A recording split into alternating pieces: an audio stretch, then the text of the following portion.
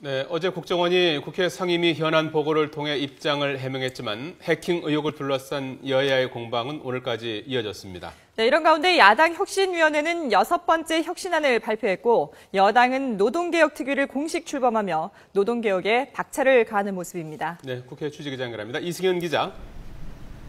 네, 국회 나와 있습니다. 예, 국정원이 어제 정보위에서 의혹에 대한 해명을 했지만 오히려 여야가 입장 차이만 확인한 셈이군요. 네, 그렇습니다. 먼저 새누리당은 국정원의 어제 정보위원회 현안 보고를 통해서 지금까지 제기된 의혹이 완전히 해소됐다는 입장입니다. 새누리당 원유철 원내대표는 오늘 아침 회의에서 국정원이 전문가가 아니더라도 쉽게 알아들을 수 있게 설명을 해서 의혹이 해소됐는데도 야당은 우리 측의 사이버 전력을 만천하에 드러내는 자료 제출만 요구하고 있다고 지적을 했습니다.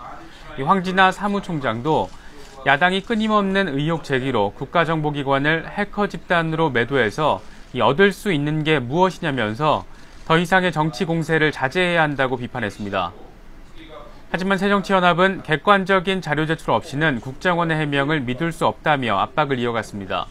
이종걸 원내대표는 국정원은 결백을 강조할 뿐 국민 앞에 진실을 내놓지 않았다면서 스스로 면죄부를 발부하는 것뿐이라고 비판했습니다. 이춘석 원내수석 부대표도 국정원의 자료 제출 없이는 여야 협상을 계속하기 어렵다면서 국정원이 자료 협조에 응해야 한다며 계속 강공을 이어갔습니다. 이처럼 여야가 국정원 해명을 둘러싸고 첨예한 입장 차이를 다시 확인한 가운데 조만간 국정원이 제안한 전문가 간담회 개최가 추진될 것으로 보입니다. 여야는 민간인 전문가를 어떻게 꾸릴지 논의를 한 뒤에 국정원을 방문해서 내부 전문가와 함께 이 삭제 파일 복구를 검증하는 절차를 진행하게 됩니다. 네, 그런가 하면은 야당은 추가 혁신안을 발표했고요. 또 여당은 노동개혁에 박차를 가하고 있다고요? 네, 그렇습니다. 먼저 새정치민주연합 혁신위원회는 민생제일주의를 당 정체성으로 제시한 6번째 혁신안을 발표를 했습니다. 김상곤 혁신위원장은 국민이 잘 먹게끔 혁신을 하는 것이 최고의 혁신이라면서 제일주의 원칙 아래, 민생제일주의 원칙 아래 3가지 정책 기조를 제시를 했습니다. 먼저 민생복지정당을 당론으로 확정해서 선 공정조세, 후 공정증세를 추구하고 이를 보장하기 위한 민생연석회의를 구성하겠다는 계획입니다. 또 총선에서 당선권 비례대표의 3분의 1 이상을 직능, 노동을 비롯한 민생복지 전문가를 우선 공천하고 당직 20% 이상을 민생복지에 배치하는 개편안을 추진하기로 했습니다.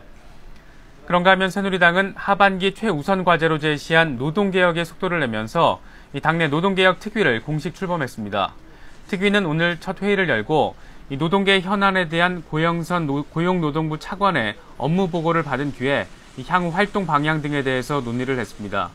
이인재 위원장은 회의를 마치고 브리핑을 통해서 통상임금 문제와 근로시간 단축 등 법 개정이 필요한 사안부터 논의를 진행하겠다고 밝혔습니다. 하지만 통상임금과 근로시간 등과 관련한 법 개정에 대해서 야당과 노동계가 강하게 반발하고 있어서 추진 과정에서 상당한 진통이 불가피할 것으로 전망되고 있습니다. 지금까지 국회에서 YTN 이승현입니다.